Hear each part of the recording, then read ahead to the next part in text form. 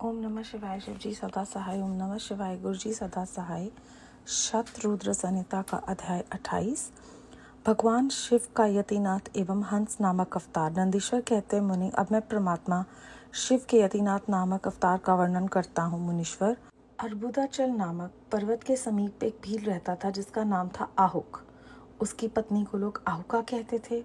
वह उत्तम व्रत का पालन करने वाली थी। वे दोनों पति पत्नी महान शिव भक्त थे और शिव की आराधना पूजा में लगे रहते थे। एक दिन वह शिव भक्त भील अपनी पत्नी के लिए आहार की खोज करने के निमित्त जंगल में बहुत दूर चला गया। इसी समय संध्या काल में भील की परीक्षा लेने के लिए भगवान शंकर सन्यासी का रूप धारण करके घर आए। इतने में ही उस घर का मालिक भील भी चला आया और उसने बड़े प्रेम से उन यतिराज का पूजन किया।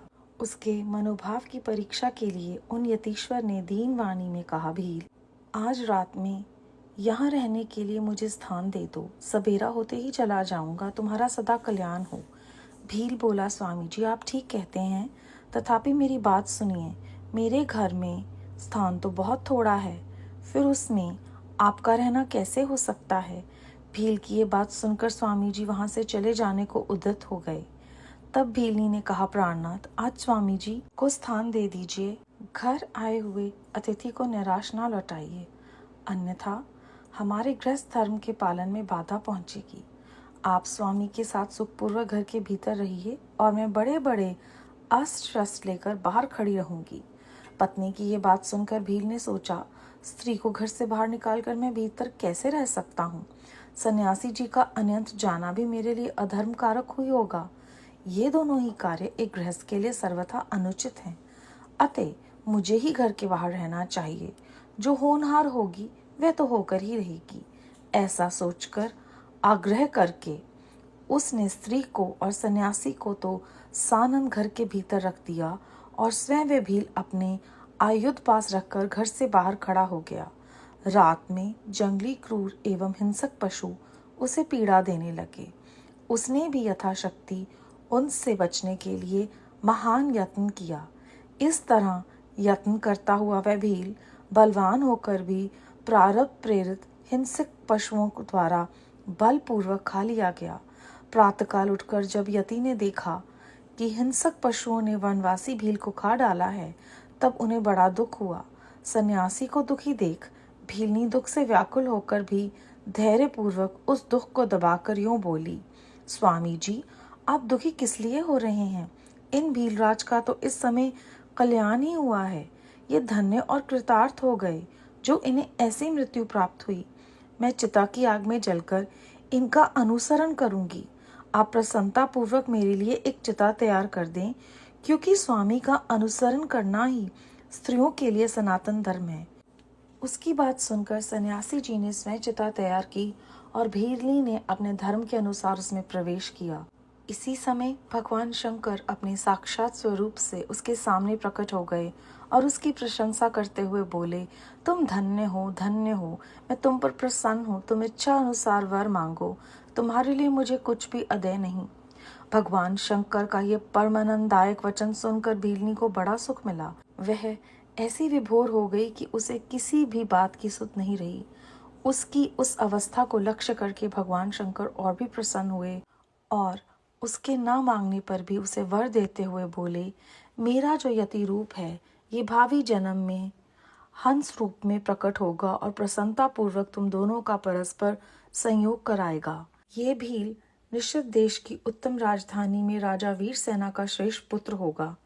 उस समय नल के नाम से इसकी ख्याति होगी और तुम विदर्भ नगर में भीमराज की पुत्री दमयंती होगी। तुम दोनों मिलकर राजभोग भोगने के पश्चात वे मोक्ष प्राप्त करोगे, जो बड़े बड़े योगीश्वरों के लिए भी दुर्लभ है। नंदीश्वर कहते हैं, मुने ऐसा कहकर भगवान शिव उस समय लिंग रूप में स्थित हो गए। वे भील अपने धर्म से विचलित नहीं हुआ था, अतः उसी के नाम पर उस लिंग को अचलेश संज्ञा दी गई। दूसरे जन्म में वह आहुक नामक भील नैषद नगर में वीरसेन का पुत्र हो महाराज नल के नाम से विख्यात हुआ और आहुका नाम की भीलनी विदर्भ नगर में राजा भीम की पुत्री दमयंती हुई और वह यतिनाथ शिव वहां हंस रूप में प्रकट हुए। उन्होंने दमयंती का नल के साथ विवाह कराया। पूर्व जन्म के सत्कार जनित पुण्य से प्रसन्न हो भगवान शिव ने हंस का रूप धारण कर उन दोनों को सुख दिया। हंस अवतारधारी शिव भांति भांति की बातें करने और संदेश पहुंचाने में कुशल थे। वे नल और दमयंती दोनों के लिए परमानंददायक हुए। अध्याय 28 समाप्त। इस अध्याय में हमने जाना किस प्रकार भगवान शिव जो हैं वो सन्यासी का रूप धारण करके भील और भीलनी की परीक्षा के लिए आए। जब उन्होंने घर में रहने के लिए कहा तो भील ने ये कहा कि उनका घर छोटा है। तब स्वामी जी के जाने पर भीलनी ने कहा कि नहीं, अतिथि को कभी भी निराश नहीं लौटाते, अगर ऐसा करते हैं तो ग्रस्त धर्म के पालन में बाधा आती है। तो भीलनी के रूप में इस अध्याय में हमें ये शिक्षा दी गई है कि अतिथि को हमेशा सत्कार पूर्वक घर में रखना चाहिए। और दूसरी ओर जब स्त्री कहती है कि मैं बाहर चली जाऊंगी तो भील सोचता है कि स्त्री को घर से बाहर निकाल कर भी अधार्मिक कार्य ही होता है, इसलिए मैं बाहर रहूंगा। जब उसकी मृत्यु हो जाती है हिंसक पशुओं द्वारा तो भीलनी जो है वो व्याकुल होती है दुख से, लेकिन कहती हैं कि ये भीलराज का कल्याण ही हुआ है, वो धन्य है और उनका जन्म जो है वो सफल हो गया क्योंकि उन्हें ऐसी मृत्यु प्राप्त हुई है। और वे कहती हैं कि मैं इनका अनुसरण करूंगी आग में जलकर। और वो सन्यासी जी को कहती हैं कि आप चिता का प्रबंध कीजिए। तो जिस समय वो चिता में जाने लगते हैं उस समय शिव जी अपने रूप में आकर उन्हें कहते हैं कि मैं तो बहुत प्रसन्न हो गया हूँ, तुम वर मांगो। पर उसे परमानंद सुख मिलता है और वो उसी में भाव विभोर हो जाती हैं और कुछ कहती नहीं, उन्हें किसी बात की सुध नहीं होती।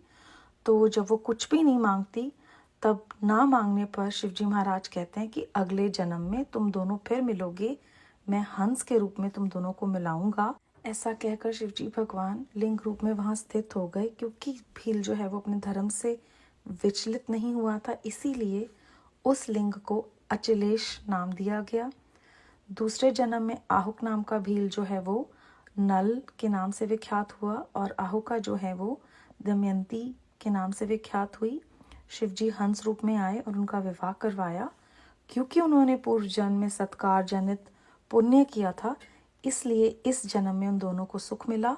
उन दोनों को राजभोग भोगने के बाद मोक्ष प्राप्त हुआ, जो बड़े बड़े योगीश्वरों के लिए भी मुश्किल था। जो हम कर्म संचित करते हैं इस जन्म में, उनका भोग हमें अगले जन्म में मिलता है। तो हमें अपने कर्मों का बहुत ध्यान रखना है। जो भी हम कार्य करते हैं या कर्म करते हैं, उनका जो फल है वो हमें मिलता है। किस प्रकार इन दोनों ने राजभोग भोगने के बाद मोक्ष को भी प्राप्त कर लिया भगवान शिव की कृपा से, और बिना मांगे हमें सब कुछ मिलता है क्योंकि वो परमात्मा हमें वो देते हैं जिसके वो हमें लायक समझते हैं। तो हमें गुरुजी महाराज की कृपा से इस अध्याय में फिर से याद करवाया गया है, मंगो नहीं मन्नो।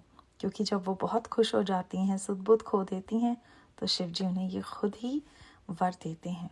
बेअंत शुक्राना गुरुजी महाराज। ओम नमः शिवाय। शिव जी सदा सहाय। ओम नमः शिवाय। गुरुजी सदा सहाय।